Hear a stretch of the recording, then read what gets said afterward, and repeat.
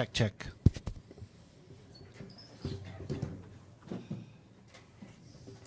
How you doing, Bill? Hello.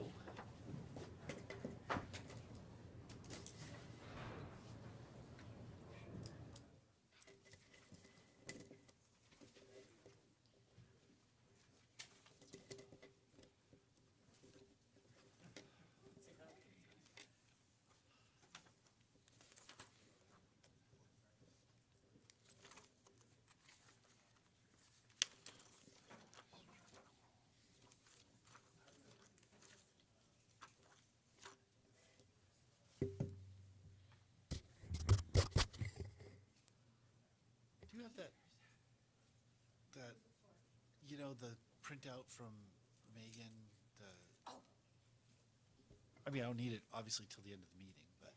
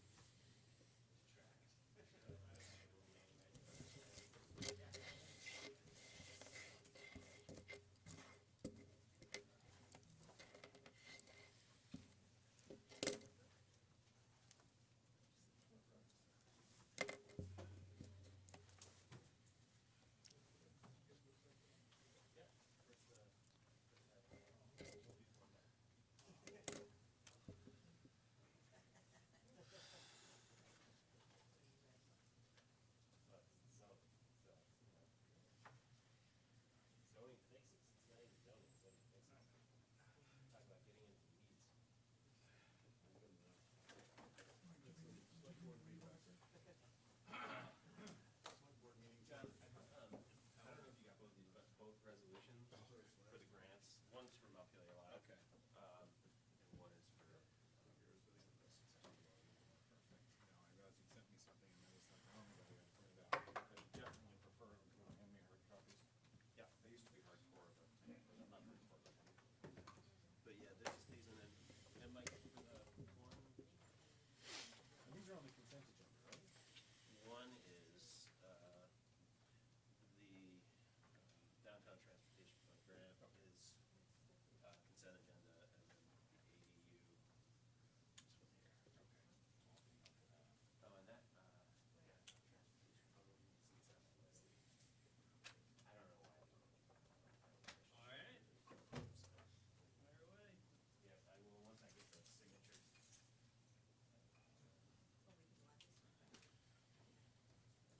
Still. Am I crazy or is it freezing in here? Oh, generic password. Those two aren't mutually exclusive. That's true.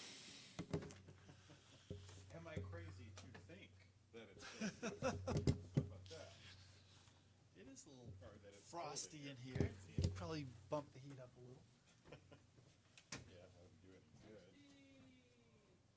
4. Hey, how you doing? So on town meeting day, Uh-huh. we were gonna set up our little EAB display. Yeah. And we've got the site. Would you be able to grab a table from us?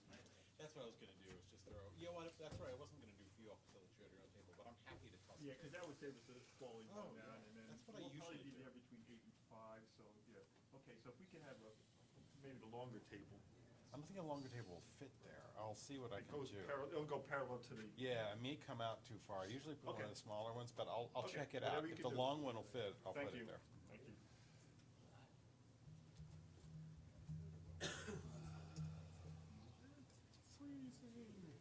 Oh, I just I bumped the didn't- heat up in here. I didn't pick up. It doesn't like anybody's here, so. True.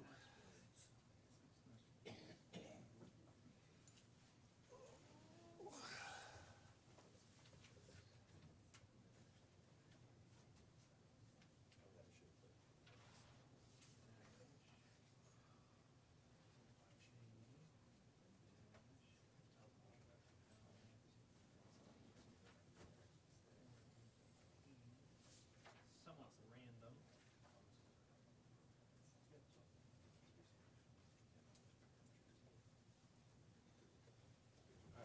gonna just give a little theoretical, thank you. And you are certainly welcome to join us, and I'm not gonna blame anybody about anything, so. No, I'll let you do it. So that's, Megan's, that's dated the 28th. This is the one I sent today that maps out Beautiful, the other pieces. thank you. This is weird, no one's here. Oh, So, yeah, yes, Donna, it was a little bit, they set the Not ready meeting for 7 o'clock tomorrow I night. let it get out too quick before I had my final proofread. Made sense. Yeah, at least it made sense. Right. There are sometimes they've gone out when they really weren't ready.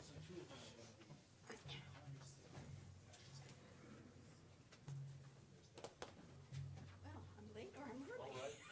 Well, you know, tomorrow night's meeting's at 7, right? I know. People are confused. I hope not.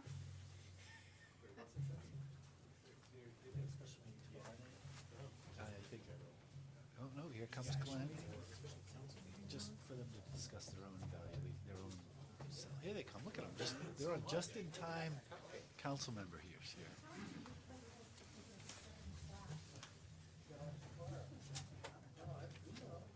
So yes, thank you. It wasn't quite ready for prime time after all. So I mean, it was real close. It was really close, yeah. But usually I run it by one proofreader first, and I didn't. I don't have my regular proofreader anymore, so I sort of catch who I can. But I had not done that yet. My Jack, bad. how are you? No. All fixed. John, did you get my email?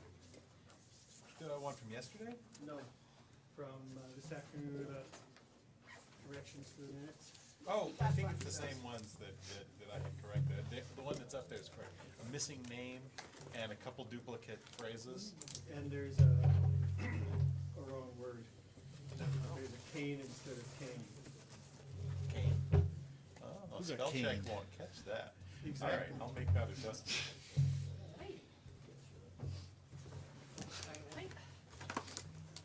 I caught a frisbee with my face. Oh, that's not advised. At least it was only a frisbee. It's only a frisbee. It looks worse than it is. Wait, but you caught it? No. No, I prevented the completion, so, you know. So that works. You caught it, but you. Well, yeah, I mean, I got the D, Taking one, two. so, What's the occasion? Rosie's but last. I figured, I could try to put lots of makeup on it, but then that's just, That wouldn't be you. that wouldn't be me. Quick, this is your raspberry chocolate. I saw the picture in the paper today, and I saw the glasses on it, so it's gonna be so Well, I was wearing glasses all day today, I Raspberry thought, chocolate. I could wear my glasses today, but it was, Rosie's it's just gotten more and more purple. Almost there, but thank you so much. You have to take one. I know, well, so, cause Bad luck. Gluten and I Oh, are great gluten. friends, yeah, Take yeah. it home and give it to somebody. Okay, I'll do that. I can do that. Fabulous. I forgot about that. I'm sorry. no I worries, no worries. watch out for that for my daughter-in-law. He's all gluten and dairy and everything. She got whammoed. Oh no, not whammoed. Whammos are inferior. What do you think, Ashley? So Connor is not gonna be here, he's sick as a dog. I think Ashley will want Ashley's- the colorful one. She'll want the color, yes. I think you're right. I feel like we That's should, right. Is there, are there lights on for the back? Yeah, and Ashley is gonna be late. Yes, yes, I They'll did leave hear it in the that. dark. So we've got You're all we've present. got a quorum, but that is it. I don't think I can hit Right, no You got comment. 5, right? Oh, well, that's true, that's the point. Oh, it does, sorry. Yes. Theoretically, we I didn't could. know that was the same Oh, well, thing. when Rosie comes, you'll have 5. Right now, you have like, We're right now we have. I only know that because there are times that I go to, when she I can't be first late got for her here, last meeting. I know. things we had it divided, I would turn the light up, like, what is this supposed to do? And then people would come around from the other side to let me know that I was. Oh, see, I think I've done the same thing, You're but like nobody flipping the let me lights off. know. That's really fun. Or people have already asked me what the other guy looks like. Yeah, you're right. You should see the other guy. You should see the frisbee. Oh dear. It's 6:30. It is. You great people, I have enough to offer all of you a cupcake. This is Rosie's last city council meeting. So I was gonna say, So this is your today of reward all for days, the right? bitter cold night. Got one hot chocolate icing. I think I have enough, I counted. If not, somebody may have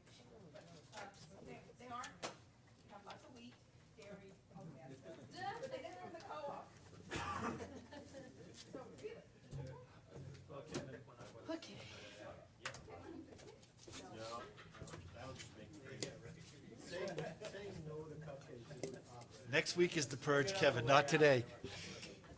Yeah, after today. Next week is the purge. That's true. The jump start. All right, as soon as Donna is back, we will get started. Yeah, that's not happening. No. Not when the girls have been up at 2 in the morning for the last week and a half. I would be derelict in my duties if I, That's so nice.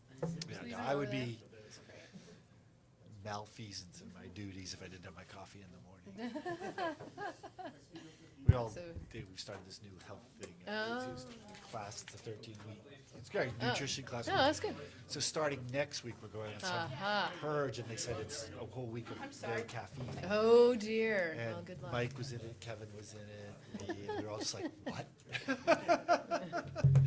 Okay, we are gonna get started here. So I'm gonna call the meeting to order. First item is to review and approve the agenda, and we have one change, which was to move up the accessory dwelling unit program to right after the appointments. So that will be something like item 7.5. Which so- one? Oh, the accessory dwelling. Yeah, yeah. Okay, so any other changes to the agenda? Okay, so without objection, we'll consider the agenda approved. So on to general business and appearances. This is an opportunity for any member of the public to address the council on some topic that is otherwise not on our agenda. And if you would state your name and your address and try to keep your comments to 2 minutes or less. And that is true for other items throughout the evening, if you try to keep your comments to 2 minutes or less. Donna will time. Okay, we're gonna move on. So consideration of the consent agenda. Is there a motion regarding the consent agenda? I move the consent agenda. I'll second it. Further discussion? Okay, all in favor, please say aye. Aye. Opposed? Okay, great. Oh, I'm gonna vote aye, because there are only 4 of us. Super. All right, thank you. So on to appointments. So we have a number of appointments to make tonight. So we're just going to take these linearly as they appear on the agenda. So the first one is for the Public Art Commission. I know we have a few appointments to make there. Now, to be fair, just so people are aware, we'll hear from all the people who are up for appointments together, and then we'll go into one executive session to consider them all, and then we'll come back and make all of the appointments at the same time. So, any members of the up for appointment to the Public Art Commission want to come introduce themselves? Yeah, come on up.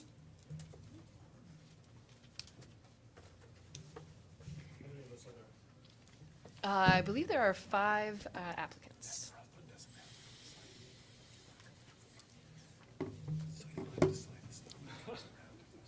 Okay, yeah, that's fine. Yeah, if you would introduce yourself and tell us about your interest in this commission.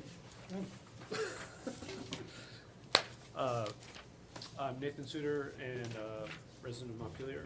Thank you for having us. I will confess I just pulled back into town from a day with the family, so I'm just hoping for a few moments to prepare my Would you thoughts. talk into the mic, because I'm this close and I can't hear you. Sorry, Donna. That's okay. So, I'm an artist. I ran an arts organization in Stowe for 10 years. I've been involved a little bit in some arts organization work here in town, which I've enjoyed, and I just feel very strongly about the power of art in public places and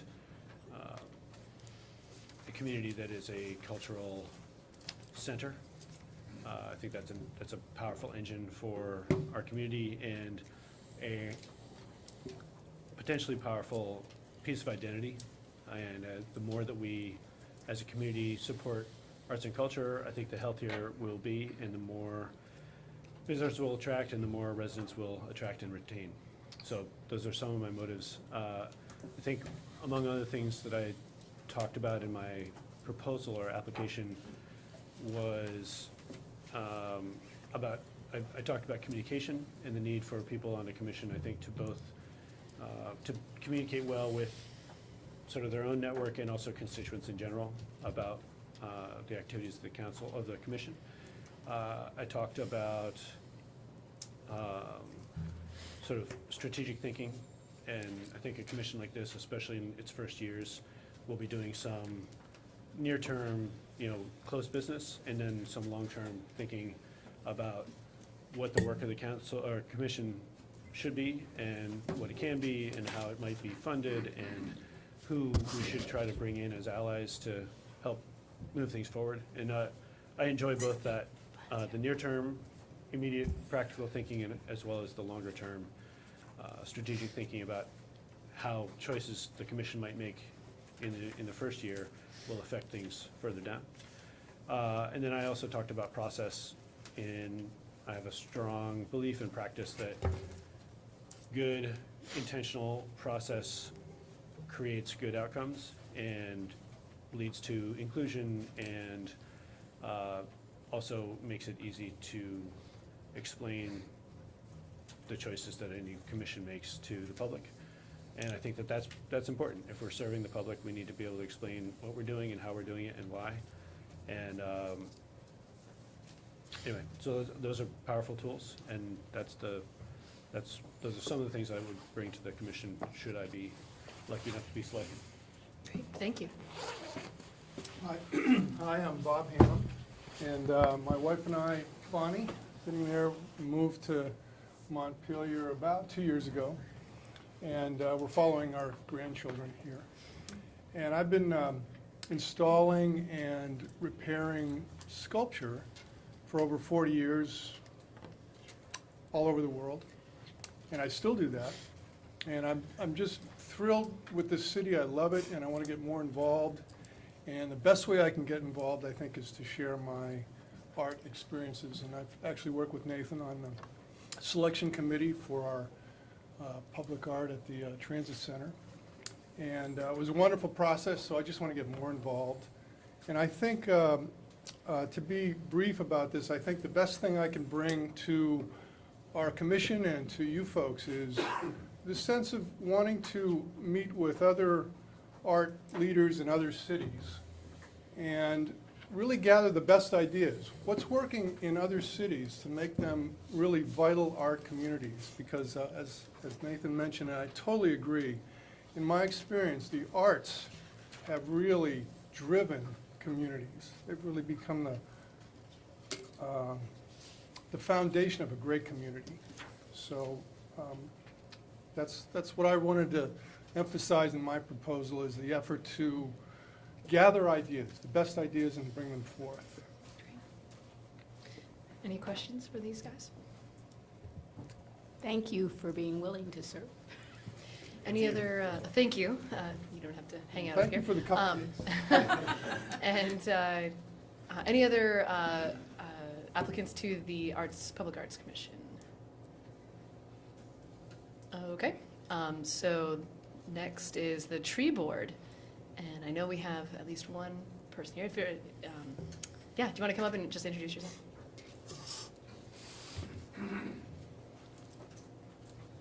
Good evening, I'm John Akulashik. I've been with the tree board as a volunteer starting in 2012, and I've had two 3-year terms, and so I'm up for another 3-year term.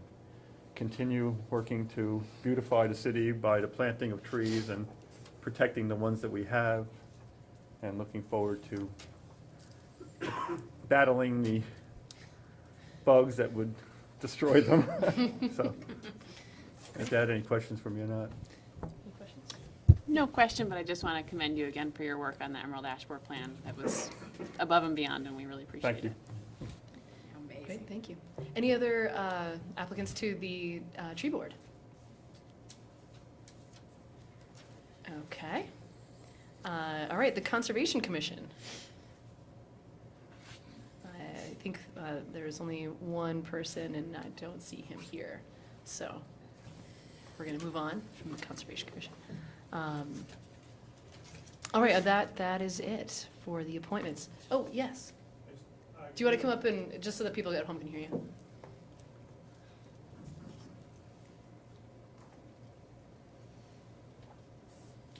Hi, it's Nathan Suter. Again, I'm curious to know if you can just read who my peer group is we're applying to the Arts Commission. Sure. I suppose the same to the tree board. Sure, great questions. So applying for the Public Arts Commission, there are 5 people for 4 seats. Alyssa Dworsky, Robert Hannum, Ward Joyce, Susan Rexford Winston, and yourself, Nathan Suter. And for the tree board, I think there were 6 seats for 5 applicants. So that was John Asiulashik. Did I say your name right? Close. Okay. No. Okay. John A. Okay. I was taking notes. Okay. Steve Bailey, Sarah Hoffmeyer, Jeff Schuman, and John Snell. And for the Conservation Commission, there was a alternate seat as well as a regular seat that were up, and Michael Lazarchuk, who was an alternate, is applying for the regular seat there.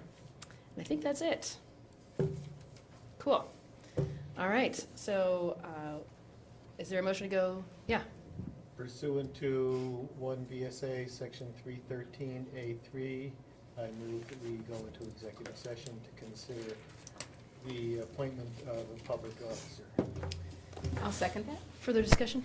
All in favor, please say aye. Hi. Opposed? Oh, and I also vote aye. Oh, no, wait, I don't have to. I don't have to now. We got Rosie. And just so anyone who's come in late, the cupcakes are here in honor of Rosie. Oh, it's And her last so we might want to day. take them into executive session and eat when we talk. But those, yeah. But there's a few left that's offered to the audience over here, and first come, first serve.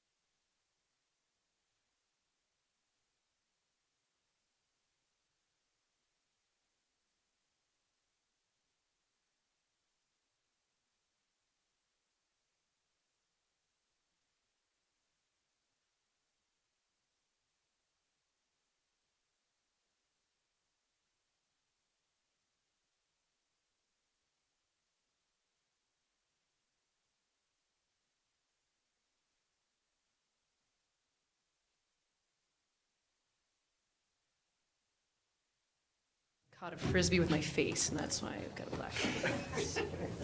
She took one for the team. That's right. That's right.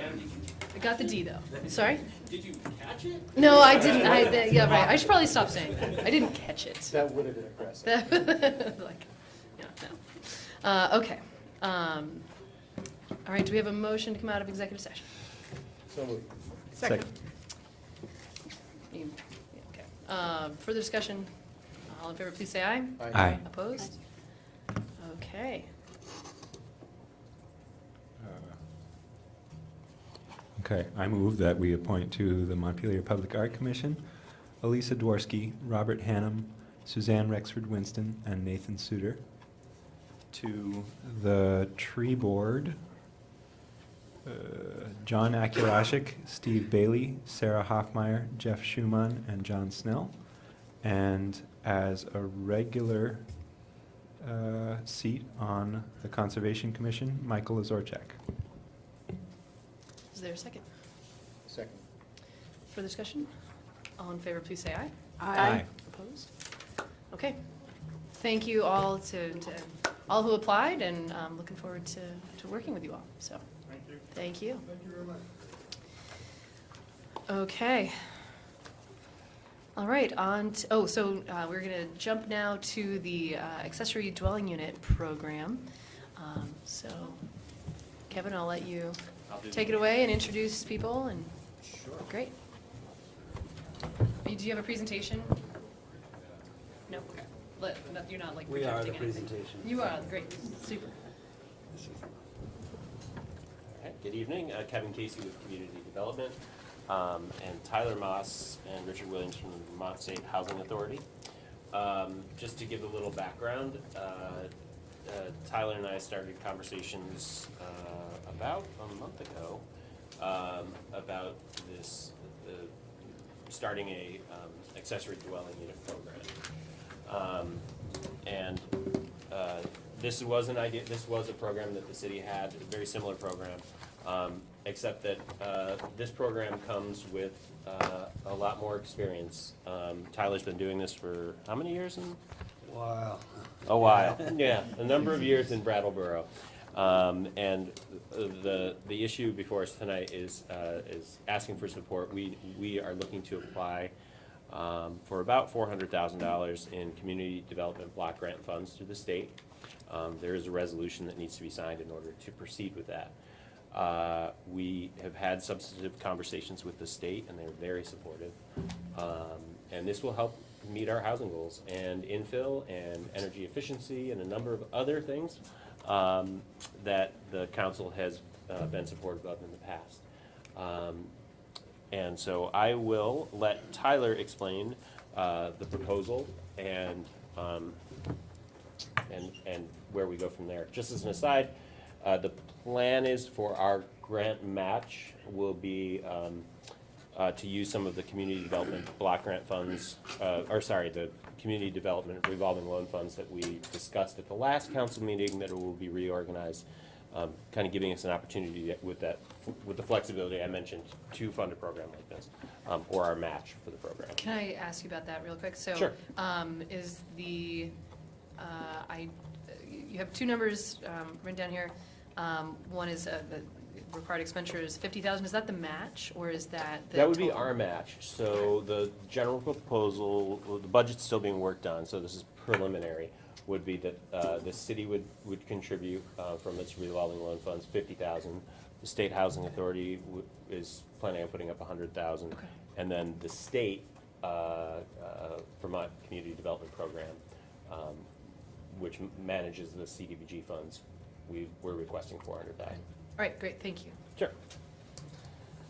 And Tyler, I'll let him take it away and explain what the program is and how we will be successful. All right. Well, we're gonna be successful, so that's not even an issue. There we go. So, my name is Tyler Moss. Thank you for having me here tonight. And I've been working with Brattleboro area affordable housing for the past 6 years. Think about it for a second, but and for about 5 years, I've been running their Apartments and Homes program, which creates accessory dwelling units, or ADUs. In the past 4 or 5 years, I've helped homeowners create 16 apartments. We have a 17th one working in progress right now in the Brattleboro area. And we are an all-volunteer board, so that's a very notable difference between what this program is we'd like it to be, and what the program is in Brattleboro. We've long thought that being able to devote time and a lot of additional money to a program, then we'd be able to ramp that up, because there are people that want to do it, there is the need for it, but the time and energy to do it wasn't quite there. What we propose for the city of Montpelier is a 2-year program that'll help to create 10 accessory dwelling units in the city of Montpelier. It'll be a collaboration between the city of Montpelier, the State Housing Authority, and the Department of Housing and Community Development through a Community Development Block Grant. What we would do is identify eligible applicants and to become participants in the program, and there would be an intake program through Vermont State Housing Authority, which is what we do a lot of. We're very well versed at that. And after that, we would identify likely participants, go and look at projects, and hopefully enter into an agreement with them once that we know that the financing is in place to do the project through different sources. Then we would move forward with a program. The way the financing would work on our part was, so the Vermont State Housing Authority has $100,000 to put towards a revolving loan that would be available to participants before the project starts. Great way to start the project with money. So that's up to $10,000 per project, and after the project's completion, all costs that were associated with the project would be reimbursed at 50%, up to a maximum grant of $20,000. So if you spend $30,000, you'll be eligible for a $15,000 grant, et cetera, up to $20,000. We would like to see this program also spread out through the state. This is being looked at as a pilot program, and so it takes almost as much time and effort to make one pancake as it does to make 10. So this is going to be the start, and so we're hoping that we'll get a lot of the kinks worked out. We've worked out a lot of them in Brattleboro, and I know that there was a program here in Montpelier that some people will be drawing comparisons to, but I'd like to focus on some of what the differences are from what I know. Kevin will know more about that if there are any more specific questions, but mostly that was a loan for soft costs, so design and permitting costs mostly is what I understand. There wasn't as much construction. Well, there were some. I think one of the general challenges, and I've mentioned this before, is there were a few factors at play. One, the maximum award was $4,500, and the original concept was to offset the cost of the sprinklers. And so there was a lot. It was administratively heavy for the homeowner, and the reward wasn't that great. And also kind of looking at it historically, as far as staff on the city side, there was a tremendous amount of turnover in that period of time due to illnesses and people leaving. So there was a lot of turnover. So that program wasn't, there were elements of it which were great, but it never took off. I think that what we have, and I had mentioned this to Jack at one point, was that between Tyler's expertise with this and the staff that we have in the department, between myself and Chris Lumbra and Mike, we all have enough experience in these types of things to help move the homeowner forward. So I think there's been a number of changes from zoning to sprinkler ordinances to other things that makes it so that the administrative issues that some of the homeowners kind of felt were cumbersome are kind of out of the way now. So, And this is not just for soft costs anymore. This could actually go for some capital. correct. And one of the keys, I think, is the two pieces. So they're, having money available for some of the soft costs for an architect who can provide that experience and the drive to get a project done. They usually will handle most of the, zoning issues or building inspectors and things like that, and take some of that pressure off of the homeowner. And then this capital, coupled with the homeowner's capital, you know, you've got enough money to actually do a unit. $4,500, if you've ever done home renovations, you might get a couple switches, you know, at the end of the day. So, you know, when you're talking about putting in kitchens and baths, you know, you're talking a fair amount of money. But with the rental rates, even at affordable rental rates, if the homeowner is affordable, with this grant offsetting half your costs, you know, you've got payoff periods which could be, you know, less than 2 years. So if you're a homeowner, and particularly if you're a senior homeowner, one of the things about this is that we are required under these funds that 6 out of 10 of the grants must be to somebody who is low or moderate income, meaning they're below 80% of the area median income. One of the advantages is that if you are a senior, you're considered presumed LMI. So if we have homeowners, which we have plenty of, that are senior citizens over 65, they will qualify on the income basis. So, you know, when we talk about downsizers or people who are interested in this is a great program. And they can leverage some of their own home equity with this program, and we get more units. So I'm excited because I think it's tremendous. I think the Housing Task Force was very supportive, liked the idea, and yeah, I think that it's going to be something special. I think so too, and like you were saying, in Montpelier, one of the largest segment of homeowners is between the age of 65 and 74 years of age, and the largest group of renters are those that rent one-bedroom or studio apartments. So it kind of seems to lend itself to that. Also, Montpelier has one of the highest median monthly homeowner costs in Vermont, as well as tax costs, but has one of the lowest average household sizes as well, and a lot of empty rooms in homes. So it really, that's why Montpelier was the perfect place to start this, and it's also a little bit regulation heavy compared to some towns in Vermont, which is good. That's what we want. We want people to look at it and have eyes on it. Or, you know, some places don't even have zoning laws at all. They just go ahead and build. So it's a nice place to start that out here. Sorry. No, go ahead. Rosie, go. Yeah. I've got some questions if you're. Absolutely. So there was something in the memo about at-risk youth, and I didn't really understand what was going on with that. Well, I mean, that's just one of the people the target populations that might fit. They're usually going to have no income.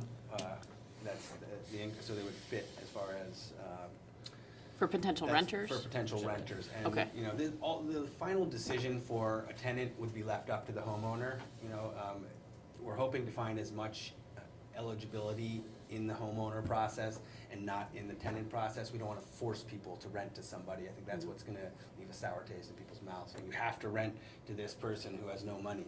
You know, that would scare people away. So the at-risk youth, I think part of it also, we're trying to target that is the Housing Authority has recently been issuing vouchers for at-risk youth. They're coming out quickly, and so there's a lot of people that will have assistance, could possibly have assistance through the state or through a voucher program, maybe with Montpelier Housing Authority or somewhere they can rent these units. So it would be guaranteed income, so that would relieve some of the worry from the homeowner. Okay. That's And then there was also a thing in the memo about the homeowner would be eligible for up to $50,000, and I'm wondering if that was a typo, because you just said $20,000. I see 30. So it says 30,000 in, the 50,000 was asking for the revolving loan from the city. Okay, I must have And the misread it. 30,000 is the total amount of eligible grants and loans. We've clarified that in our proposal, actually. where So the it says- initial 10 and it's then- 10,000 and then Up up to to 20. 20,000. And so they could use that if they got $20,000, say it was a $20,000 project, they got 10,000 up front, they put up 10,000 of their own through a home equity line of credit or a credit card or savings or whatever, they'd be able, then they'd get 10,000 back on that, and they'd be able to pay off their loan. So they wouldn't be, and with a $10,000 expense, that's a year of renting a one bedroom at $800. And I'm curious about the decision to make all seniors presumed low and moderate income. That's not a decision, that's a standard set by the Department of Housing and Community Development. Huh, okay. It's a HUD standard. Yeah, it's And a HUD standard, yeah. it's also true of the disabled. If you are disabled, you are presumed LMI. Okay. Yeah, and I think there's emancipated youth, there's Yeah. a lot of, there's, I think. So you're going to 7 use the pre-existing there's 7 definitions in categories order that to grant will out? Okay. be presumed LMI. Sorry, what is LMI? Low to moderate income. Low and moderate income. Yeah. And AMI. Everyone noted. Area median income. Area median income, right, exactly. So I had a procedure question. Do we need both a motion to develop and give you authorization to develop, implement, or just a motion for the resolution? A motion for the resolution, because the first part of this process is, once we have this resolution, tomorrow morning I'll open up the grant program and we start writing it right away, because this is due April 16th, and then for a June board meeting. The hope is, and we had a good meeting last week with the folks at the state, who are very supportive of this idea, is that we could roll this out relatively quickly. So Stephen, if you could write an article on that, that would be great. No pressure. So it is one thing that we've discussed, is that trying to get this, if we get the funding in June, to hit the ground running because of construction seasons and a few other things. So, I can help Tyler with that, with kind of the local connections with architects, designers, builders, and getting them. Yeah, we want to get the word out there a little earlier. We got to be careful about how we get the word out there, saying, hey, we got $30,000 to build an apartment. We're going to get a lot of phone calls that we don't want. So it's going to be, we're going to have to think about our marketing strategy and how we're going to do that, but we also want to, this is the planning season for building, so people are thinking about it right now, and unfortunately, according to the Department of Housing for the grant, if they've even torn up a corner of rug, it's a project in process and does not qualify. So don't pull up the corners of your rugs. Put the screws back in the wall, So- mud up the holes. Thank you for asking that, because it seems like this is a great program, and we should just be moving forward. But I'm glad you brought up the marketing aspect of it, because that was one thing I was curious about. Because it seems like this has a lot of just great potential, and I mean, one problem that we could have is that you get too many calls.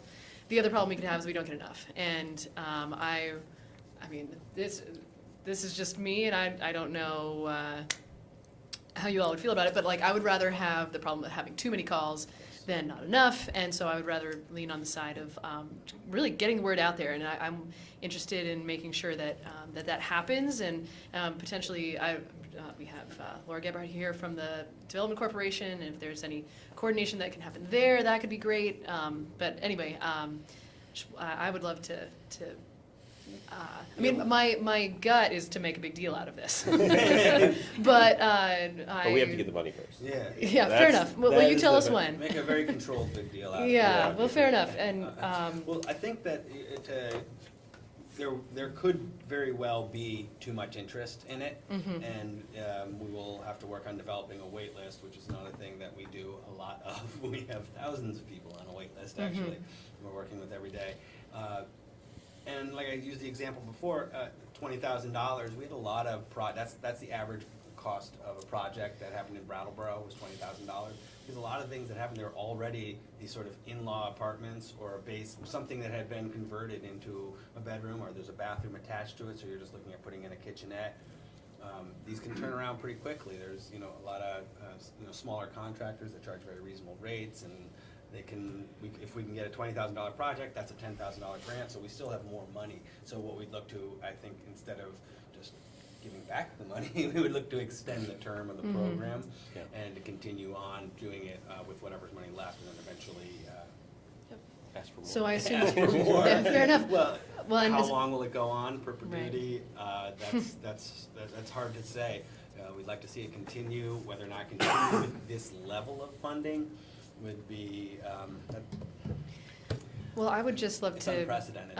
check in, as it's going on, to hear how it's going, and, if you're getting too many calls or too few calls, that would just be good to know, and it doesn't necessarily need to be like a time where you come to the council, but just some kind of like an email update, I think would be really helpful. Absolutely. Yeah, cool. So then, this is a sort of a strange title, because it's the resolution for Downtown Transportation Fund Grant? You have two resolutions. Okay. But it does talk about the Housing Authority within it. Which one? Montpelier Housing Authority or the state housing? Department of Housing and Community Development. Oh, no, Yeah. That's a different grant. That's different people. Okay.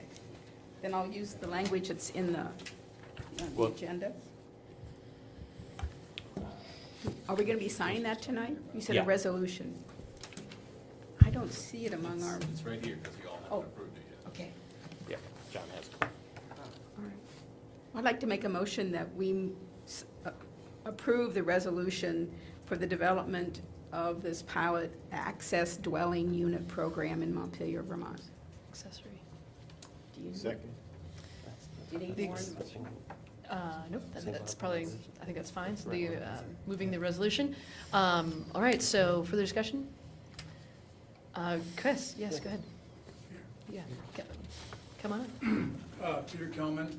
I just wanted to say that as a member of the Montpelier Social and Economic Justice Advisory Committee and as a former member of the Montpelier Housing Task Force, I personally strongly endorse this program. It appears to be totally consistent with the goals of increasing the availability of affordable housing and doing so in a way that actually will be more dispersed throughout the city, which I think is very important for affordable housing. In addition, it will help homeowners, particularly ones who are feeling stressed by increased costs, taxes, and whatever, to have some mitigating income from this, using spaces in their homes that are increasingly too large for them to actually generate that income. And as Kevin mentioned, this is particularly, I think, important for seniors. I recently taught a course at the senior center on aging in place, and one of the big issues for people is their houses are just too big, but they don't feel they can afford to do the duplexing or the creation of ADUs. So a strong endorsement. I have a lot of questions about details, but those will come with time. Thank you, Peter. All right, there's a motion and a second. Further discussion? All in favor, please say aye. Aye. Opposed? Okay, thank you. Looking forward to Thank you, this. gentlemen. Thank you.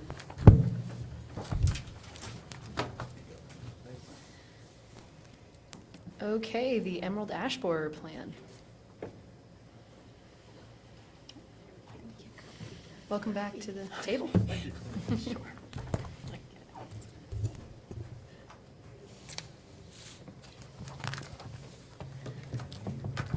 you want to introduce Hey, yourself? I'm John Akulasik with the Tree Board, recently reappointed. Thank you very much for that. And just we're here to discuss the Emerald Ash Borer Management Plan, the idea being that we'd like to manage the bug instead of letting the bug manage us. And it's a 10-year plan to try to do that. We can't stop the Emerald Ash Borer. That's not going to be possible. But we can slow it down, and we can make it such that the impacts to the city and to private residents of the city with ash trees on their property are somewhat controlled. And the whole purpose of the plan is to lay out how we do that. And I'm not sure how familiar you are with the plan, or if you had a chance to read it. It's about 21 pages. But what it calls for is basically a survey on an annual basis of the trees in the right-of-way of the city to identify where the bug is spreading. Currently, we know that the bug was up at National Life. We know from examining the trees that were cut down at National Life that some adults have left those trees and have moved over to some other trees. We don't know if they just moved across the road or if they decided to take advantage of some wind and fly to other parts of the city. We'll know a little bit better in the spring when the leaves come out on the ash trees as to which trees may have been impacted. Again, the bug's been around for a few years. You don't notice it right away. And so chances are it may be in other areas of the city. We surveyed the right-of-way trees last year with the tree board, parks, and volunteers are essential to this. We identified 450 right-of-way trees in the city. Looked at those, probably found about a half a dozen that were suspicious, maybe a half a dozen to a dozen that looked like they may have something going on. Parks folks, Alec Ellsworth, did a little branch sampling, which is a way to look for the bug in living trees, and didn't find any. So, so far so good, but we're anticipating the resurvey this spring will identify some trees where they have been affected by the bug. And the plan, again, it's a 10-year plan, so it calls for removing about 10% of the ash trees each year on average. It may be that the first few years you don't remove as many because the bug hasn't taken off or we've been able to slow it. But eventually the ash trees are going to have to come down because they will die, and when they die they become very brittle and dangerous. They break at with the wind, or they're very difficult for arborists to remove because they tend to be brittle that way, and they cost a lot more to remove once they're fully dead. So it's better to remove them when they're partially affected. So the 10-year plan calls for about 45 trees a year. And the other part of this is that on private property, we've estimated that there's 2,700 ash trees on residential lots. I know I have at least four on my property. And so there are a lot of people that are going to be affected by this. Eventually, the bug will spread. Again, the plan is to slow it and maybe spread it out over many years as opposed to doing nothing and letting it take over our trees in 8 to 10 years. And with that, I guess, that's an overview. Yeah, fair enough. Okay, Any I'll answer any questions you questions may for John? have. But just that, I appreciated this, although it's very dense to read.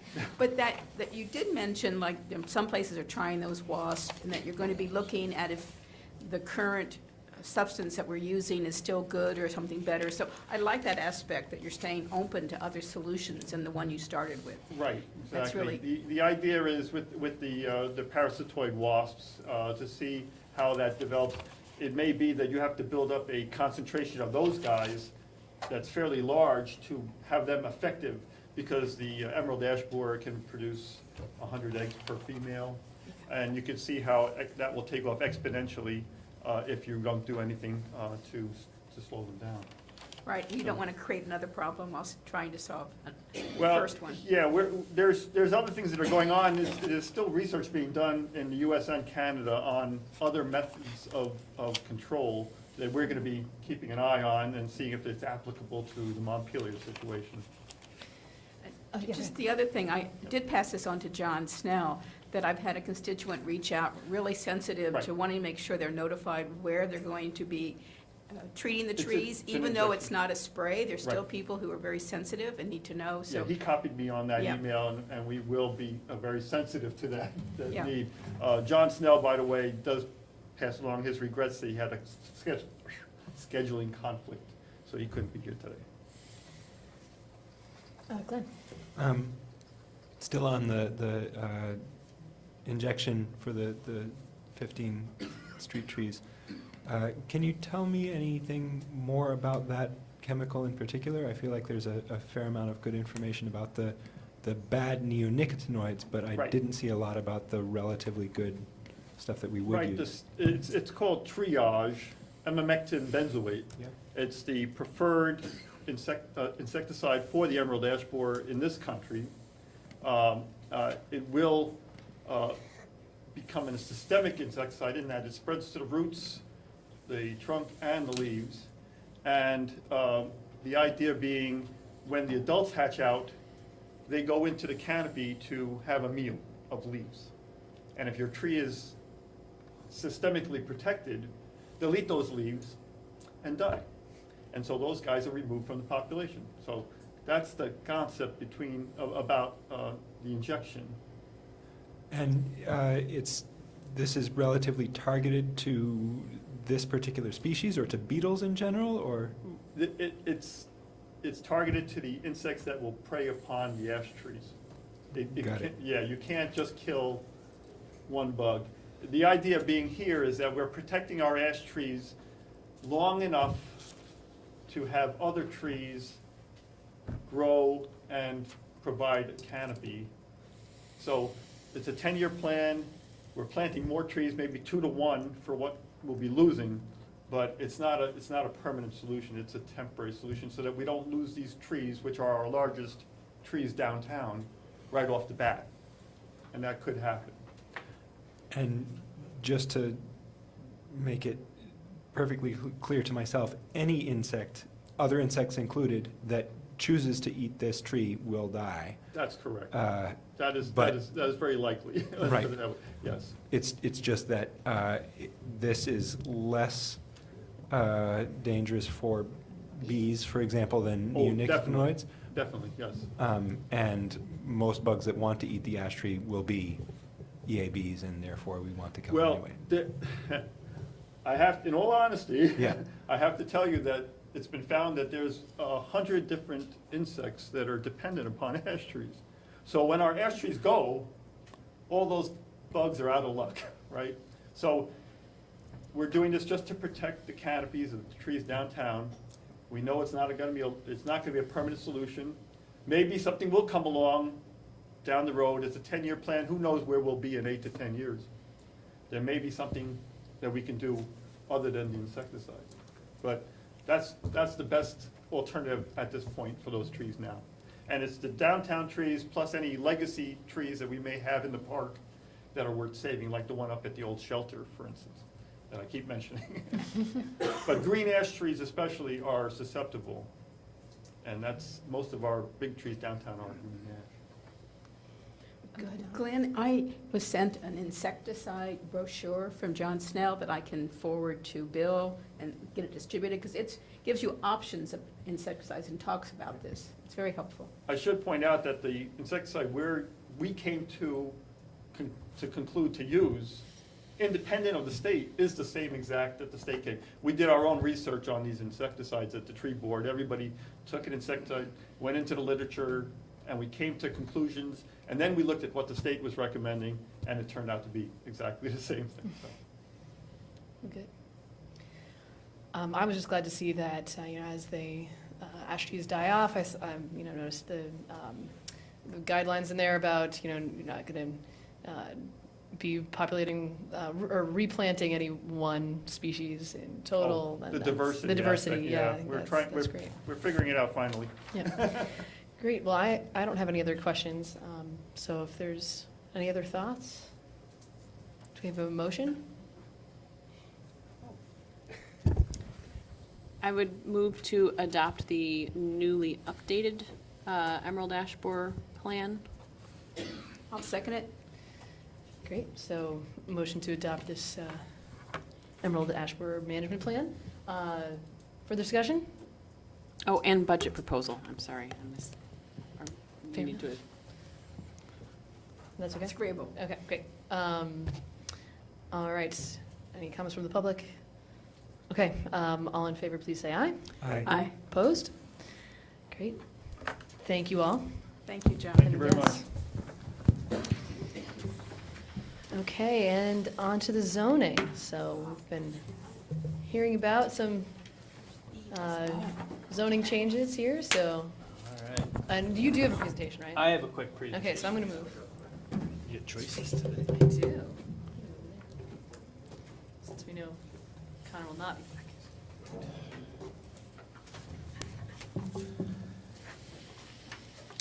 Let's see what the password is here.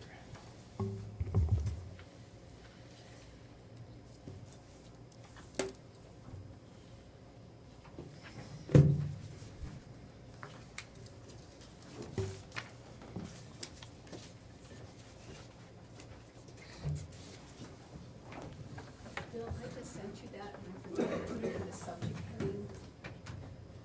You'll find something about the subject.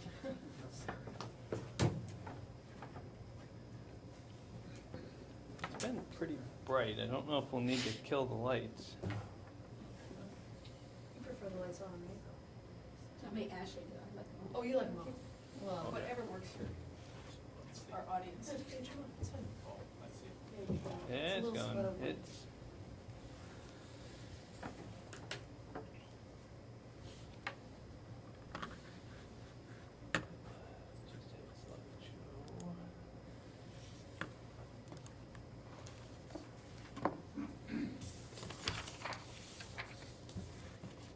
All right. Well, for anyone who doesn't know me, I'm Mike Miller. I'm the Director of Planning and Community Development here for the city. And for the past year, as just as a quick history, so we are 1 year, a little more than a year into working with the new zoning regulations. The zoning rewrite was adopted last January 3rd. It was a complete rewrite. So even as much as you can proofread and get things ready to go, once you start using it, you start to realize there are a couple of hiccups here and there that need to be addressed. So we found many small issues and a couple of big ones, and that's what we're talking about tonight, are the two big ones. The staff in my office assembled a repair list of about 100 edits, sent them to the Planning Commission, and they have approved the fixes to the slopes and landscaping that we'll talk about tonight, that are needed more quickly because they're having a direct impact on applications. So we're losing out on what we would consider unintended consequences. These are good projects or projects we believe should be moving forward that aren't able to right now. So what we're asking is to review and have a hearing and approve an interim zoning change to fix the slopes and landscaping, and I'll go through both of those. It'll be warned as an emergency zoning change because that is the legal technical thing in statute, but it really is, interim zoning allows you to make a short change for a period of time not to exceed 2 years, and we don't expect it to last more than a couple of months because we are already working to permanently adopt all the rest of them. But that process, as you are well aware from the zoning, takes time. There's hearing periods for the Planning Commission and City Council and 30-day notices to the state, and so there are a number of things that just naturally make the adoption process take longer. And we would really like to get these two changes through quickly, and then they will be back up with the bigger permanent adoption in April, probably May, where you would start to see it. So really quickly, the changes which you did receive strikeout copies of. So the slopes change, if you took a look at it, there was not too many changes to it. The changes were actually in the two figures. And the problem that existed was that in the previous zoning, or in the current zoning, 30% slopes are prohibited from development. You can't develop 30% slopes, but as it turns out, once we started working with developers and projects, as we found these 30% slopes just kept popping up everywhere in small amounts. Retaining walls, roadside ditches, and as written, we couldn't approve making a new driveway because the slopes that are ditched on the sides of your roads are 3-to-1 slopes, which are 30% slopes, and they usually extend to the left and right more than 500 square feet, so they would automatically prevent, and it basically did prevent one project from being able to move forward. We hope that project will come back once the 30% prohibition is removed. And it was simply because they couldn't put a driveway in. So what we did in this proposal was simply, the current zoning says you cannot develop 30% slopes. And what we did was change that to read that if you want to develop 30% slopes, it's going to require a hearing. So that means neighbors would get a notice, and it would require an engineered plan. So you have to hire an engineer if you're going to affect 30% slopes. Those plans get reviewed by our Public Works Department and provide comments to the DRB. So it's a rigorous process that we would look at for these changes to 30% slopes. It's not intended to simply open up development of a lot of these 30% slopes. It's just meant to give us that opportunity. All projects that affect them will have to go through. And so the two things, and then this will be all I'll have on the slopes, and if you have questions, we can go through it. What is not changing, because there was an impression that we got from some people that we were not going to regulate slopes at all. So as I pointed out, that's not true. We are removing the prohibition and replacing it with a requirement for engineering and hearing. And the second thing this will not address is buildable area calculations.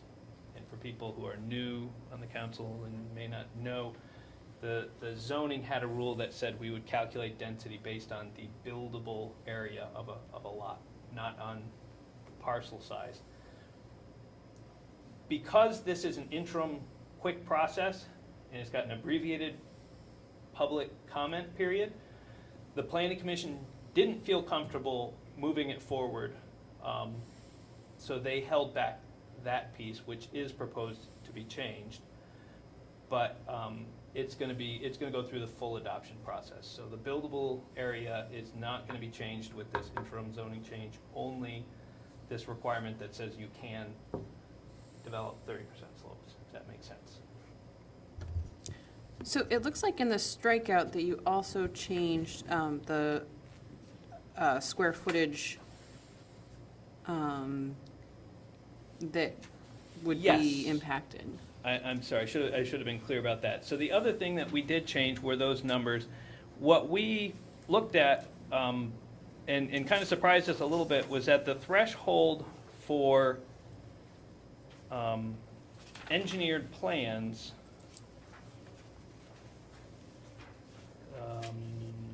so what was it? So the threshold for one, we thought the numbers were reversed when we finally got to look at them. So, for example, less than 15% slopes, no more than 4%, 4,000 square feet of land can be disturbed without an engineered plan. And disturbing 8,000 would require a hearing. So what it was before was reversed. So you would first go to a hearing but not be required to bring an engineer. And we kind of felt that we would rather have it the other way around, where if it was disturbing, let's say, 5,000 square feet, it's still an administrative permit downstairs, but Meredith would like to see that engineered plan. It's not going to go to a public hearing, but it will, you'll still need to provide that to Meredith so she can work with DPW to make sure that concerns about slope and slope stability are met for a 15 to 20% slope. So we just felt when we started to look at these numbers that they should be switched. So just to be devil's advocate, I mean, the hearing is free, potentially, the engineered plan is not. So from the perspective of a potential property owner or developer, it seems like that could actually be more of a burden. I mean, you probably, depending on what project you're doing, you might be doing a plan anyway, in which case it's not a burden. But if you're not, paying an engineer to design, 20 feet of driveway might be. Yes, so the purpose for us switching those wasn't to save homeowners money or to save applicants money. the purpose on that one was simply to go and look at the logic behind what would we want to see first as the threshold and as the disturbance is increasing from 3,000, 4,000, 5,000 feet, what would we want to have happen first? Would we first want to make an applicant go to a hearing without an engineer? Or would we first rather have them get the engineer and do the engineering work? And if it gets even more expansive, we would expand to a hearing. And that was the thought of where the planning commission was going. So it wasn't really about necessarily the cost. Okay. Sorry if you had more to. That was it for slopes. Okay. Let's take this piecewise. So any comments or questions about the slopes aspect of it?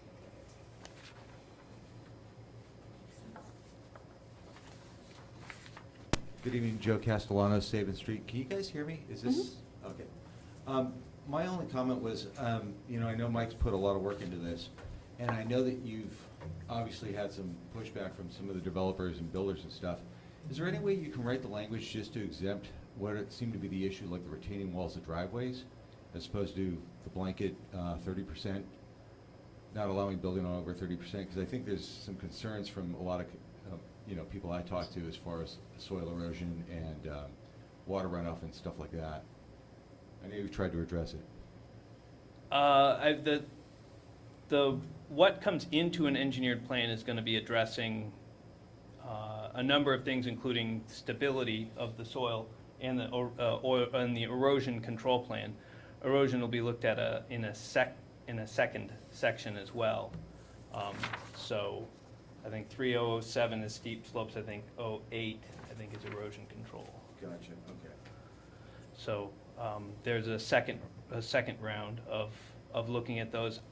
We thought this was going to be the most effective way because it does come up in a number of places, and usually the solution to that, if we keep the prohibition in place and try to figure out how to work around it, we think it's going to come back at some point on that. So that was our thought for going this way.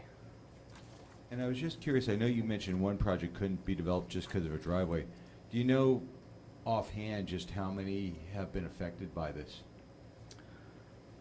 We had a subdivision project on Spring Hollow that had issues with the driveway curb cut and had some other issues that came up with the 30% slope because they were going to be managing the 30% slope by regrading the driveway. So it is a 30% slope, but the finished grade would not be a 30% slope, but they can't touch the 30% slope to not make it a 30% slope. Eventually the DRB was able to kind of just, take a step back and make some determinations, but I know the DRB doesn't like doing that as much. They would rather kind of have some of the flexibility built into the rules so they have the ability to kind of take a reasonable determination. And when something is just a flat-out prohibition, there's very little there's very little gray, very little flexibility in a prohibition. Those were my only comments. And the only other question would be, now you were proposing what, a 4,000 square foot or an 8,000? I kind of got a little bit lost I was trying to take notes. The slopes, what the table looks at is as the slopes increase, so if you've got a 15% slope, you can't disturb more than 4,000 square feet. If it's 20%, it's 3,000 square feet. If it's 25%, it's 2,000 square feet. And once you're over 30%, doesn't matter how much land you affect, you're going to go to a hearing or you're going to need an engineered plan. All right. There should be a copy of there. Yeah. Okay. All right. Thanks, Joe. Questions about slopes? Well, I'll just say for myself, I appreciate this explanation, and this is one of the topics that I had been very interested in, and in making sure that any changes that we make do end up protecting the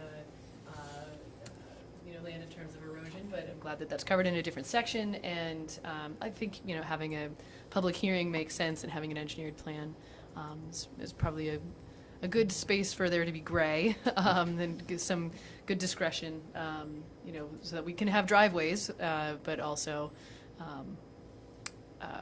are still, like, there may still be situations where it's not appropriate, so. Yeah, and we've had one case where somebody was trying to build at the base of a 30% hill. So for them to impact the 30% at the bottom was not allowed, even though they really weren't going to be. You usually think of it, if people are building at the top of the hill and think, got to watch about things eroding down. Well, if you're at the bottom of the hill, it's just as prohibited. Sure. Even though it's not really going to go anywhere. Right. And you're the one who's going to be affected.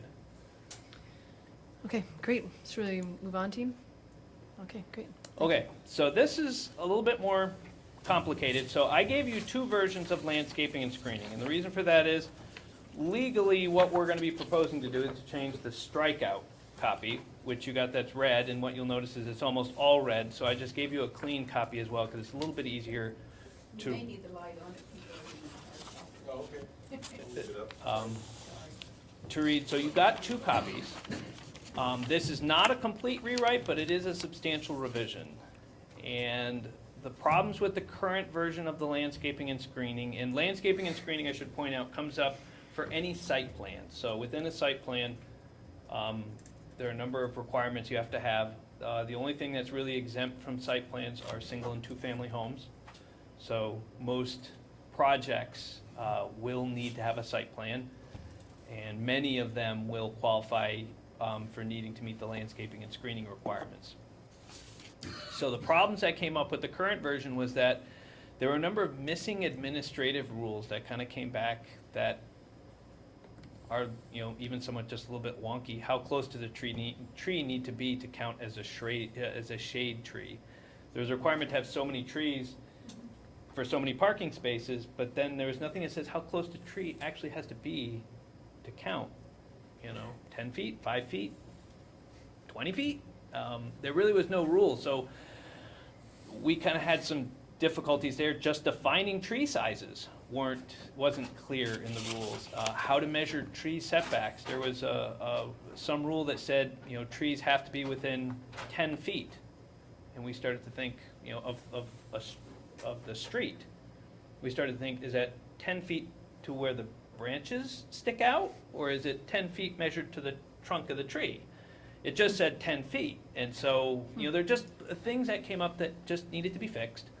Rules, second thing, the rules were far too strict and were very inflexible. Again, this comes back to the flexibility piece. So, actual example, if your property was required to have 10 trees and 60 shrubs, and you had 12 trees and 25 shrubs,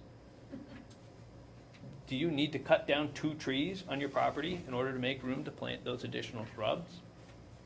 I mean, it may be that's the case, and that kind of seems strange. There's no conversion for if you have, quote, too many trees, because a lot of us were trying to work on very tight lots, and I think these rules were designed much more for a suburban setting where you might have a cleared lot and you're going to plant trees, and this is how many trees you have to plant, as opposed to working in an actual 4,000 square foot lot that's got this many square feet of building and parking lots, and you've got the existing trees. It becomes very difficult, which goes to the next point, that there were no grandfathered property rules, so it became tricky for projects that were already developed to meet the new rules, and no exemptions for certain applications. So, for example, a change of use that changes nothing on the outside. So a building just has a change of use from a doctor's office to retail. You're not going to change anything on the outside of the building, but because you were a change of use, you would have to go through and make the landscaping changes to meet the new rules. So, as we said, it was just a number of these ones that we really kind of needed to clear up. We didn't see them when we proofread it. So what did we change? So exempted projects that we exempted projects that are changes of use, just like the example we talked about. If it's already been developed in accordance with an approved site plan, we're not going to make you go through if you're not changing anything on the outside. So if you've got an approved plan and you're doing a change of use, you don't have to change your site plan. We've rearranged one of the figures to define trees. That helped to answer one of our questions. Well, what is a large tree? What is a medium tree? Well, we now have a definition.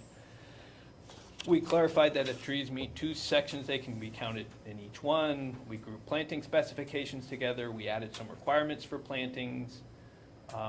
We established general standards for street trees, parking, landscaping, screening, and total landscaping. So each of those 4 ones we'll go through really quick. So street trees, parking, screening, and total landscaping. So the general standards, we cleaned up the rules, made them easier. We required planting specifications, and this goes to the street trees as well. We worked with John Snell to review the street tree requirements. We clarified the administrative rules, how far away can a tree be and count as a street tree. We added some nonconformity rules. We added some waiver rules. So that it's a lot more flexible and a lot clearer now for what people have to do. With the parking lot landscaping, we clarified some of the rules again. We defined what shade trees are. Before, they just said parking lots. And so as administrators, we like to know what we're doing. Did that count the aisles between the parking spaces? Or did it just count the parking spaces? Did it count the driveways leading up to that? So we clarified it's going to count anything that's impervious. That relates to those parking lots. And then we added some non-conforming language because we have some parking lots that just don't meet that today. What do those have to meet if you're non-conforming? Same with screening. We added some additional clarification rules into screening. And we overall restructured how landscaping and screening was laid out. So before it was kind of mixed in, total landscaping was in the middle.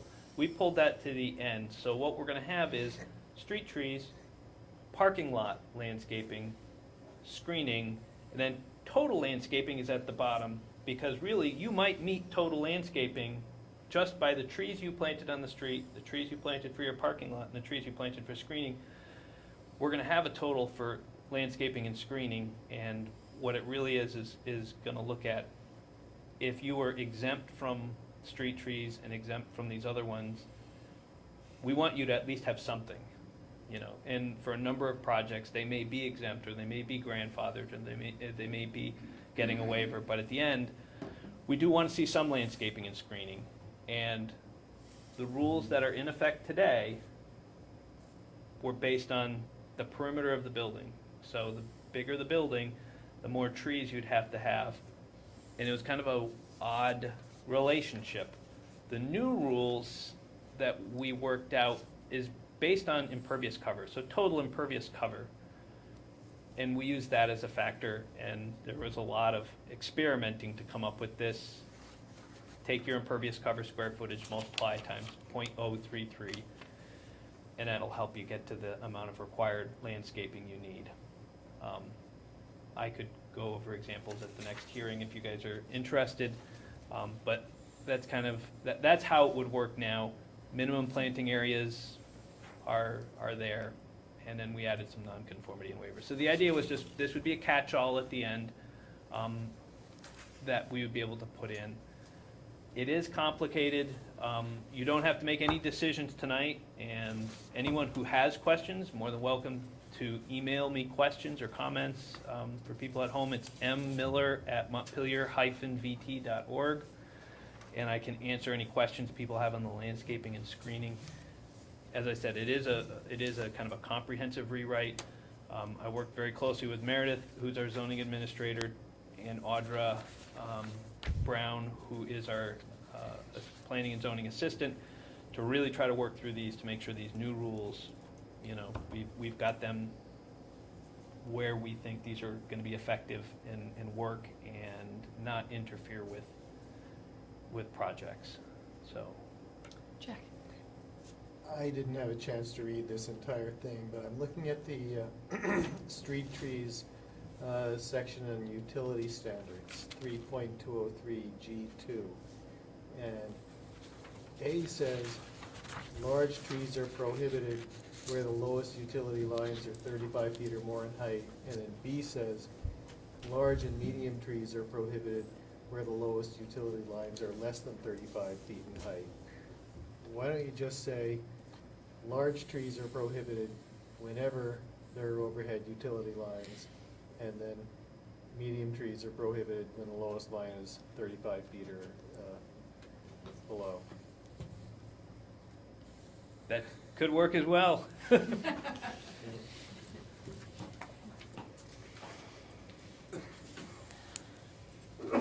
Any questions regarding screening and landscaping? There's Rosie. one section, 3203H, where it's talking about parking landscaping. And there's an exception, parking landscaping shall not apply to portions of sites used for vehicle sales. And that's one I just want to think about for a second, because exempting car dealerships from a lot of these requirements is certainly a choice. And we could decide that that's something we want to do in order to be able to have car dealerships, but we could also decide that that's not a look we want. So I just want to flag that one. Yep, and I'll point out, that is an exception that was pulled forward from the current zoning. So that isn't a new recommendation. Certainly, as Rosie points out, that could be stricken, but it would have an impact on a number of the dealerships. But that's, again, that's a policy decision for the board. And so if any current or existing car dealerships wanted to make substantial changes that required some kind of a permit, they would have to also then comply with this. So it wouldn't just be for new car dealerships strictly. Correct. Okay. Yep. But, and as I said, I can go into, that would be, so people who are trying to, I throw out a lot of the planning lingo with the non-conforming and the grandfathered, but that would be, if we remove that, then a number of car dealers would be non-conforming, and then they would start to follow these, wherever you would see like number 5 talks about non-conformities, we would be reading those provisions to decide their application. How would they be treated? Where an existing parking area is non-conforming with respect to minimum plantings, but lacks sufficient planting area to plant additional trees, the DRB may waive some or all of the landscaping requirements, provided the applicant demonstrates that the development meets landscaper screening requirements to minimize visual impacts on the parking from the street or abutting properties. So they would have a burden to demonstrate to the DRB that they deserve a waiver from those rules, and if the DRB decides against it, then they would have to remove parking area to meet the rules. Well, that's something that I think we could have some further conversation on, because we're not deciding anything on this tonight. No. So we're going to take this up again, but that seems like that's something worth considering. And I'm not necessarily saying that we should change it. Sure. I read it and thought it was interesting. Yeah. I guess one thing to think about is future new car dealerships are hopefully likely to be electric car dealerships, and maybe we don't want to discourage those. Right. So many policy implications. Right, there is, exactly, or if the current ones wanted to install a lot of EV charging stations, and somehow it was, if they were going to do that and it required some kind of a permit, then it'd be much more expensive if we required them to do this also. Yeah, interesting questions. I mean, they could have a green car dealership, with rain gardens on the outside of it or something creative. Yeah, Sure. yeah. Well, I assume the policy is that if you have a car dealership, you don't want your inventory to be screened because you want people to drive by and see the cars and be attracted to buy them, so. Rain gardens are short. Yeah, well, And maybe, maybe we would say that that's not, that car dealerships could go other places in the state, but also then people have to drive to them, so, Fair. okay, I'll let it go. Well, no, I'm glad you brought it up. That's good. Any other things to flag for further conversation or comments about any of this? And you can still bring stuff up next time as well, so. Mike, do you need them to set a hearing date for this? Yes, we should set a hearing date. I'm trying to see if I put that. We're missing a calendar, Bill. Oh. So, actually, we've ordered one, and the type Yeah. that we like, we can't seem to find, so we're still searching for them. They're back ordered. Thank So you I for was keep trying. specifically informed to tell you that if it came up. We've not ignored the request for calendar. But the one with the 3 months, and then when you flip, it's still the Yes. So yes. we do have over there, though, the upcoming meetings, so the 13th and the 27th, are our next 2 meetings. and the next 2 meetings. And do we have a minimum amount of time we need to have to notice the public hearing on it? Either one of these would probably be fine. Yeah, I would imagine, but, Either one would be. It's currently tentatively on for the next meeting, but you hadn't set that. oh, so- yeah, so the second from the bottom zoning public hearing. Let's assume that it's fine. We Yeah, can I double think it check. just needs a 15-day notice, and we're still in February, so. Yeah, but But- barely though. Tomorrow's, yeah, I might not be able to make it actually. 13 and 1 is 14, yeah. It's only 14 days from now. Usually hearings require 15 days. That was what- Well, maybe we So- should go with the 27th and the April 10th. But it's only going to require one, so. Oh, it it's only can- gonna- It can be, Oh. start on the 27th, and. Oh, okay, I'm sorry, I thought if it you took need 2. to- Okay. No. No, not to meet the zoning unless there's charter overrules the adoption. Okay. So we're going to aim for the 27th then? Just to be safe? Okay. We should make a motion to that. Yes. Who would, was there a motion?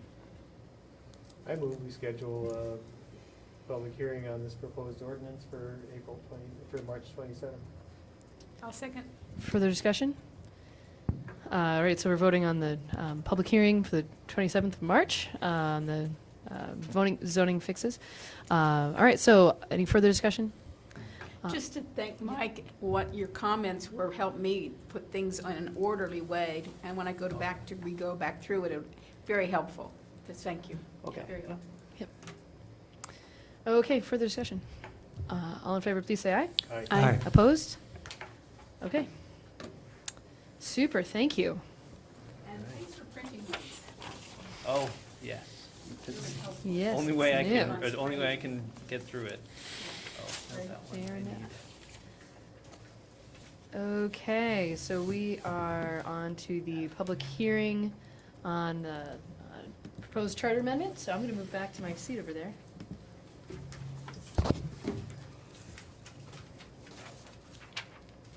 I don't think we need a break. Does anyone else feel like they need a break? Wouldn't mind one at some point. By 8:30? Okay. Well, this might be the time to do it because the agenda's not that long. Oh, Yeah, we're almost done. figured we had another 2 I hours. know, right? We're gonna be out of here by then. Yeah, why don't we just do it before the executive No. session? Yeah, that could be good. Okay, so I'm gonna open the public hearing on this proposed charter amendment. And there's- So I'll just note that the statutes require a public hearing, a public informational meeting on proposed charter changes within 10, I believe it's 10 days of the vote. So this is meeting that requirement. You do have a proposed charter change on the ballot. It's a chance for anybody to ask questions, to explain what the charter change is about. I don't know, maybe someone wants to give a quick overview for the viewers. Sure, I could do that. So the proposed charter language is regarding energy efficiency in residential and commercial buildings and disclosure. And so there were 3 ordinances that were imagined to go along with this, though it is relatively broad, and we invite a lot of public discussion, to any before any actual ordinance is enacted, and definitely want to be thoughtful about that process. So the couple of ordinances that we've talked about thus far, one is an ordinance similar to Burlington's, where they have an ordinance that says that anytime a multifamily building is sold, that a building must meet certain energy efficiency performance standards, which is that's a great time to be doing energy efficiency work. And as a part of the sale, it can be, relatively speaking, a smaller percentage of the, or smallish percentage of the total sale of the building. So that helps. And that's a way to also protect renters, particularly from having to pay a lot in heat. So that's one ordinance. And then another one that we've talked about is around home energy disclosures. So as a matter of, as part of the sale of a home, one would hope that the energy information of that home would be available to the buyer. And theoretically, that ought to be standardized. So, like, you wouldn't buy a car without knowing the gas mileage of that car. And though you and I might drive a car differently, that gas mileage is standardized. And so this potentially could be a similar sort of tool for homeowners, that they have an apples-to-apples comparison of the energy assets of a home. And those energy profiles assessments typically cost only about $250. So again, on the scale of selling a home, that's relatively insignificant, relatively speaking. So that's a couple of them. Another one was just thinking about who pays for heat. So in buildings where that are not particularly energy efficient, one possibility is that the tenants are paying for the heat. And in that situation, if a tenant is paying for heat in a particularly inefficient home, then the landlord has no financial incentive anyway to do energy improvement work in that space. And so one possibility is that we could say, the landlord ought to be responsible for paying for the heat if the building is not energy efficient. So all of those are up for future conversations, and we don't have necessarily the authority to do those things now, and so that's what this charter would allow. This charter change would allow us to do. So anyway, that's the long-winded overview. But the hope here is to provide better protections for renters and to increase the value of homes for landlords, as well as rewarding good landlords who have done energy efficiency work. It'll make them or give them a competitive advantage if they've done energy efficiency work, and we think that's a good thing. And then, in addition, it's consumer protection for anybody buying a home. So there we are. So the public hearing is open. Any comments from anybody? Yes, welcome. On my way out, I just hope in the next stage of discussion, there'll be some serious thought given to the possibility of unintended outcomes. Specifically, if landlords are required to do certain things, what's to stop them from passing those costs along to tenants? And I liked reading what you said and what Ashley said. This is part of a larger conversation. And I think it needs to be more clearly communicated that what you're doing now is simply asking, I think, if I understand Yes. the legislature for permission to have that conversation. But it would help, I think, to be clearer about that at the outset. I think we could have not had so much to do about it. But that larger conversation, I think, might, for example, want to include incentives for landlords to do this, carrot and stick. So I'm looking forward to that conversation. Yes, I fully agree. Carrots and sticks together are important. I agree. Thank you. Further comments, questions? So just the one thing I flagged already before, but I'm particularly concerned about the impact on historic buildings. And so as the council continues this discussion, making sure to bring in the historic preservation folks and our committees and getting that voice at the table. Thank you. Yeah, that's important. Thank you for that flag. Okay. Seeing nobody else, I'm going to close the public hearing, and we don't need to do any Nope. further action on that.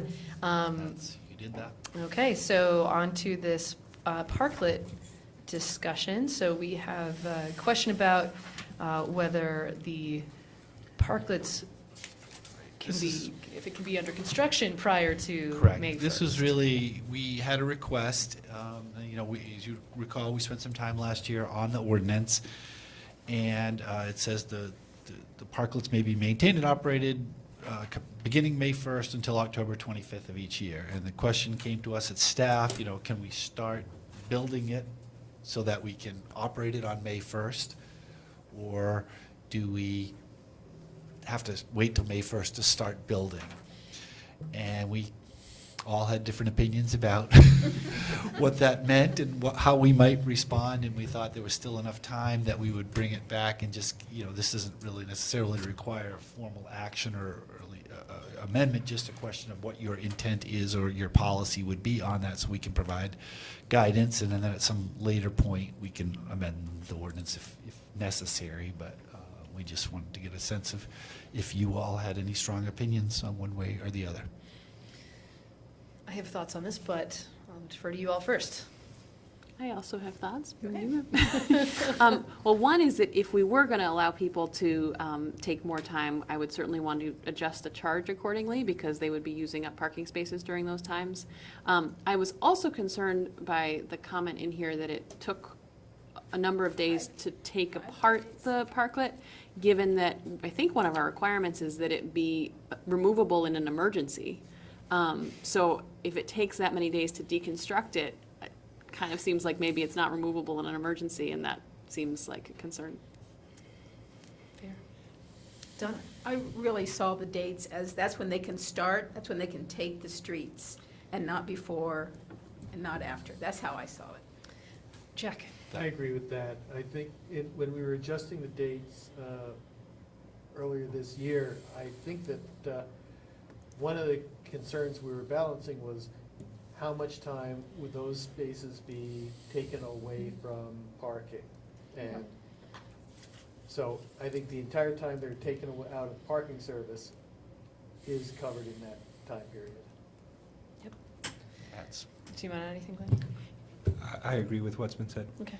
Done. Which will hopefully give them motivation to make the assembly and disassembly really simple and straightforward. Now, they did say 5 days to assemble it, so that might be longer than when they disassemble it and reassemble it the next time, so. I also had similar thoughts. That perfect. this That's ideal clarity. And I don't think we need to Good. talk about it any no further. longer. Okay, great. Then you don't need a motion, so. No. Okay, great. So that concludes our regular business. We do have an executive session We have your council reports and all and that. council reports. All right.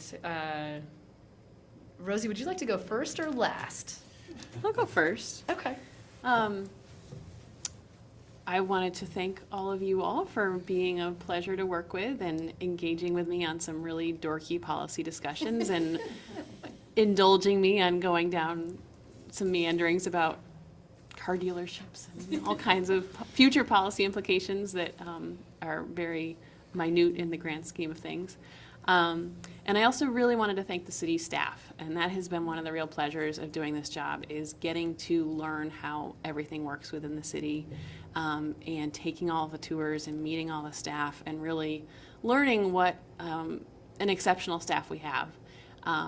And, the folks doing some of the thankless tasks that the rest of the city doesn't really see, but we really count on. So that has been a wonderful opportunity.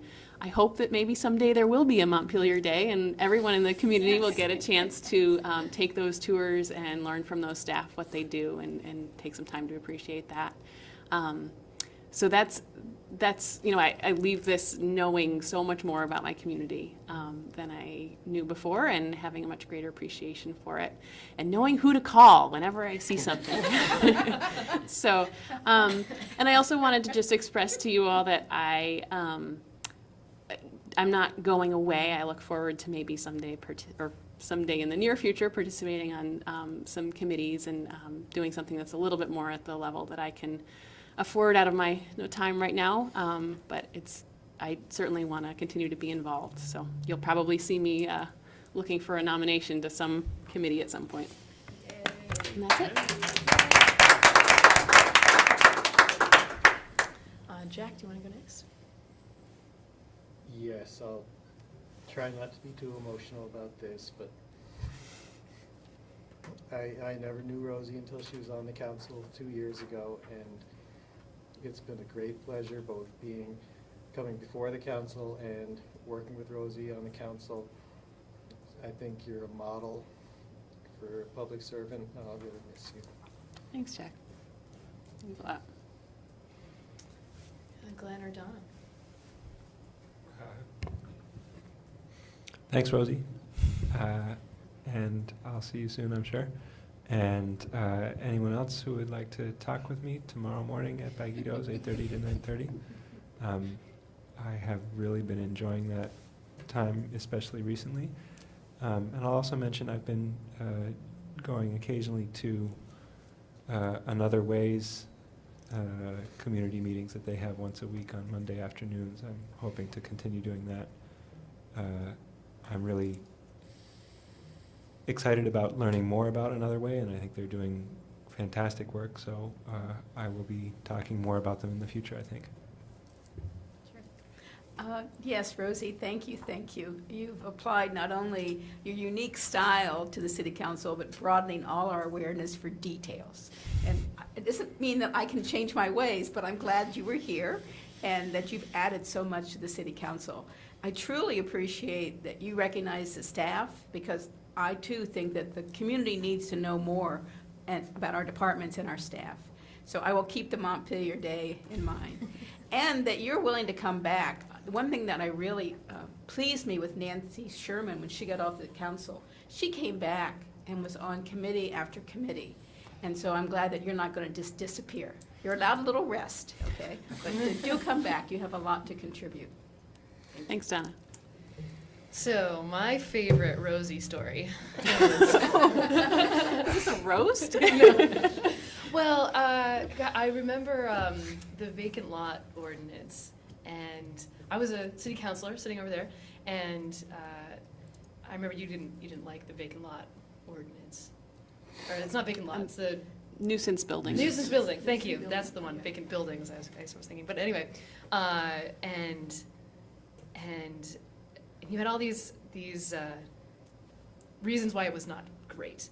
And we ended up changing that ordinance and amending it in all these different ways that, reasons that you had suggested, like, this is not good for these reasons. And in the end, you didn't vote for it. But, like, that to me was like, sorry, maybe this is not a great story. But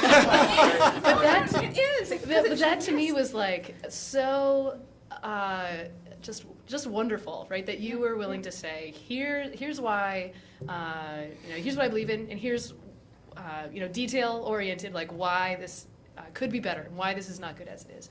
And I think we ended up with a better ordinance in general, and I thought you have always just dissented with respect whenever you did, and I think that is incredibly admirable. And so I'm so grateful to have served with you, and look forward to continuing to have you participate in things. So, thank you. Thanks, Ann. Yeah. I think it's a good example. You win when you don't even win the vote you wanted, but you influenced it. See? I mean, I wish we hadn't passed it. Fair. But anyway, I was very grateful for that and just all of your contributions. And I guess I would just, there was one other thing I wanted to add, which is that we're working on this office space just beyond this wall, and so I'm hoping to have office hours in the near future, so that should be good. Yeah, so anyway, that's it for me.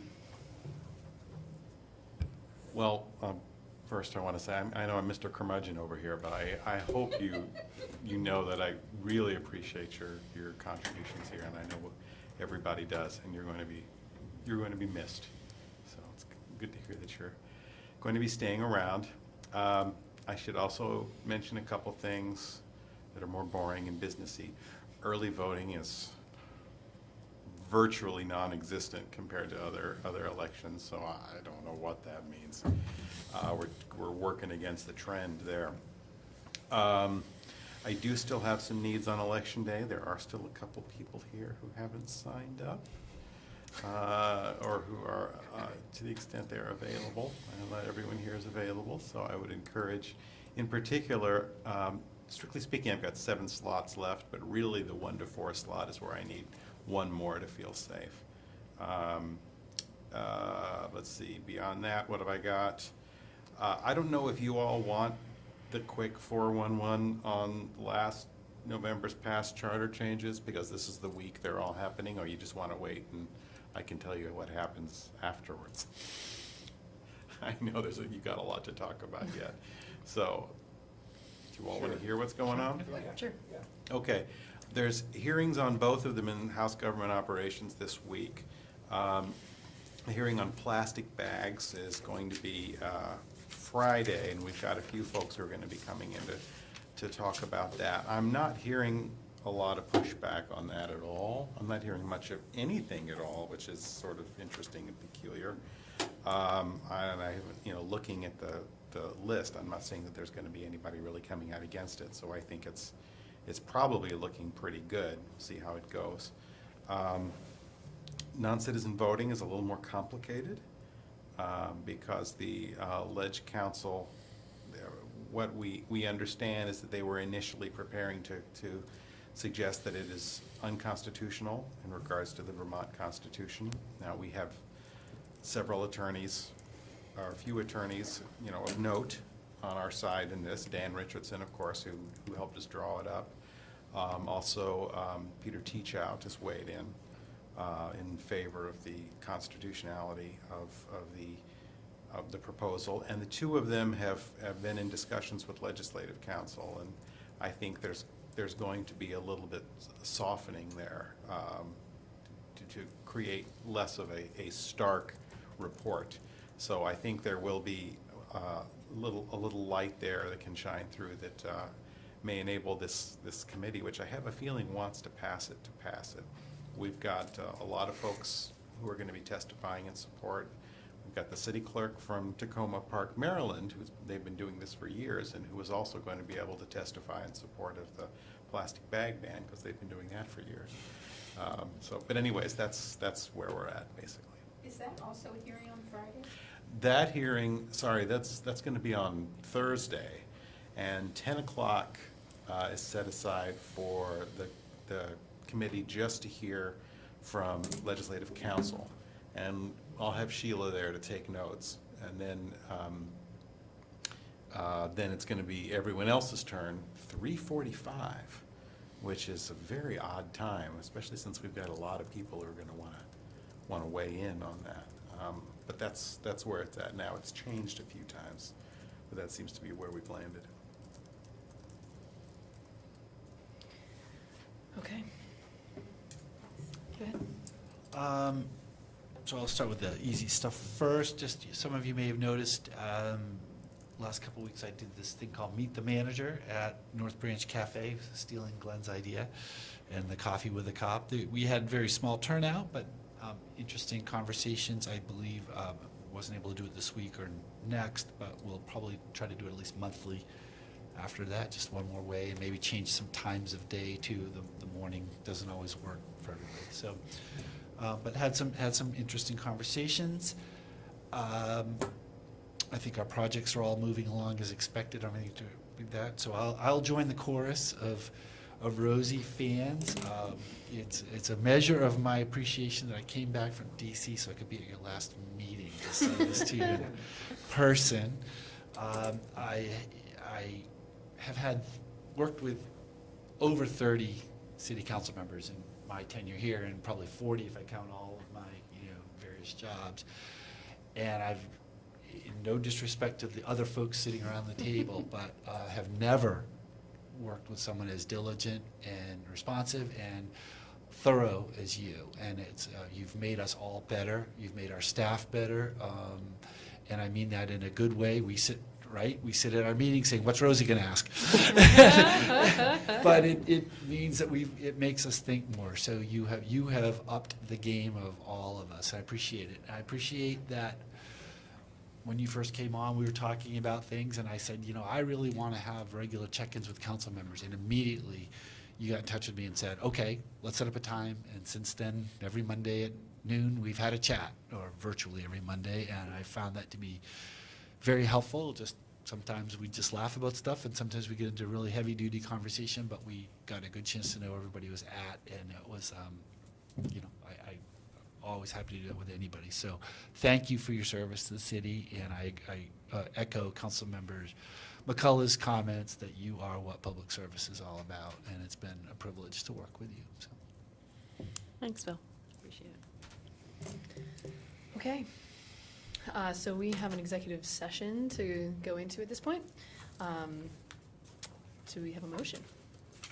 And we are not going to be taking any action in public afterwards. I move we go into executive session pursuant to Title I VSA Section 313.1E related to pending civil litigation.